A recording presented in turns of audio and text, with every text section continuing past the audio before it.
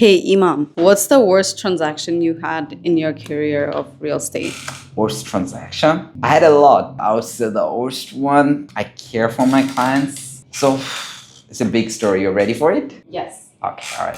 So I had a buyer actually who was buying almost $1 million house in New York City. He was in contract. He was trying to buy it in the middle of the contract. So he was putting 20% down payment. He wants to buy it. He was serious, right? We got a denial in the middle of the contract that he's not getting a loan. And the denial said he doesn't have enough money in the bank, right? Contract clearly stated that, hey, the buyer had represent that they have enough income and asset to close. So what he did, his banker actually, he used his banker. He didn't use my permanent banker. He used his banker, and his banker sent a denial letter directly to the seller attorney instead of sending to the buyer attorney. Now he had $50,000 on escrow, and he's about to lose it because he said he has the money. Now the denial letter is saying he doesn't have the money. What I have to do, I was in Canada. I took a flight back. In America, I was like, I gotta save $50,000. I took him, I went to his home. I was like, hey, you're gonna lose $50,000. After I came back to US, I called him. I was like, hey, you're gonna lose the $50,000. You need to come here,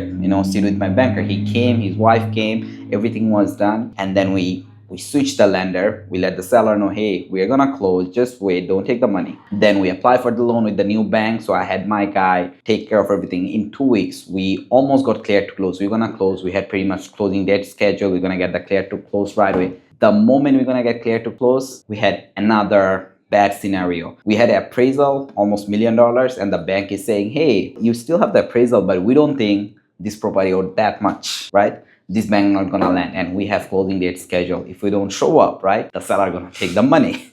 Guess what? Again, back to the banker. We had to switch bank again. In 3 days, my banker able to switch it and close it, and we whatever the scheduled date for the closing, actually we showed up, we closed the deal, he got the house.